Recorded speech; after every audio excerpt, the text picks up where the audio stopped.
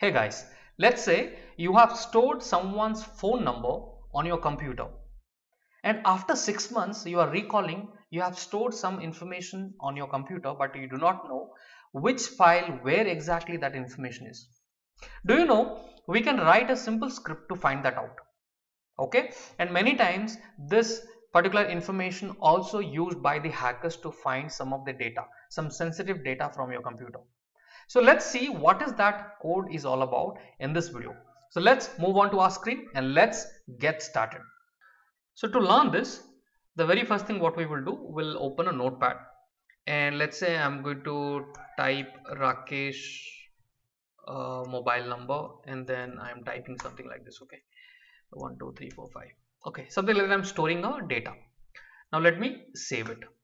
Now let's say I don't recall where exactly that file is. Okay, I need to search it. I don't know which file I have stored, where I have stored. In that case, what I will do, let's see. For that, we'll be using a command. Okay, let me first of all show you what is that command. So the command is help find str. Okay, help find str. Okay, so this is the command. Now, how to use this command, I'm going to show you. So first of all, to start with, we will just, because our file is here, we'll take a simple example, then we'll get into slightly more deeper. First, let me copy the location. Okay, let me first move. Let's understand the simple way of how it works. Okay, so now I am in the specific directory. Now I have to find a string.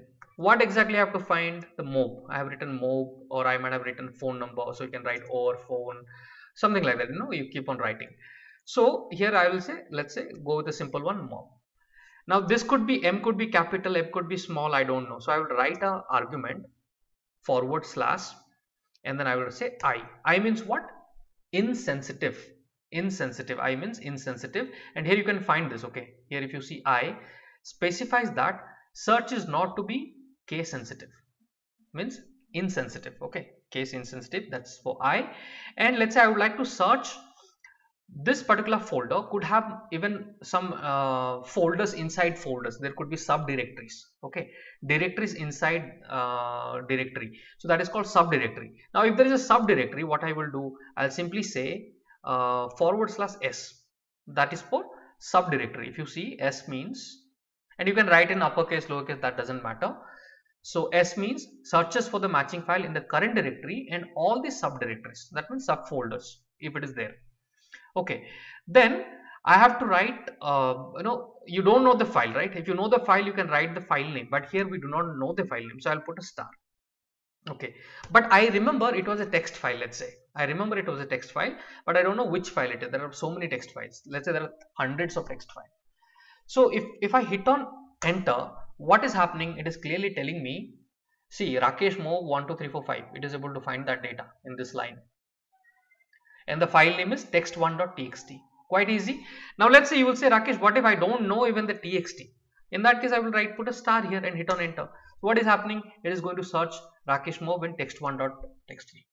Now what these hackers will do, if you have stored some sensitive information, sometimes what they will do, they would like to write this in a user. Let's say I'm going to write something like user detail txt.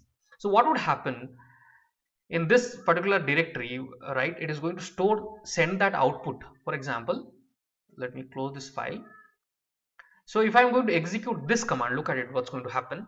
My directory is now doesn't have anything called user details file, right? So look at it, what is going to happen the moment I hit on enter. This information has been sent to this particular file called user details. Now if I open it, this file will have captured the details from the computer. Okay, but not to worry, we have a lot of firewall, lot of antivirus systems to protect us, not to worry about that. But again, still not to store any very sensitive data in your computer. Okay, okay, so that is just an advice. Now let's see. So we have understood how the find str has worked. Now you will say, Rakesh, what if I do not know where exactly that? Here I have given the bash script folder, Rakesh user, and so. What if I do not know? So in that case, what I will do, I'll go to cd C drive. Okay, so I'll go to the C drive, and here in the C drive I can enter it. So this is going to take a lot of time. Okay, This is going to take a lot of time because it is going to go through all the files of C drive, right? So it is going to take a lot of time. You can see it looks like I'm hacking my own system, but yeah, it's going to take a lot of time. Okay, so I'll close it. So this is how the find str string can be used. This command can be used to find a specific data from from the file, from inside a file. Okay, and which file contains the data, what is that data, everything will come. Getting it? So I hope you must have found this interesting. So please do continue with the series and you will learn a lot of things around the bash script. Okay guys, thank you so much. So let's move on to our next topic.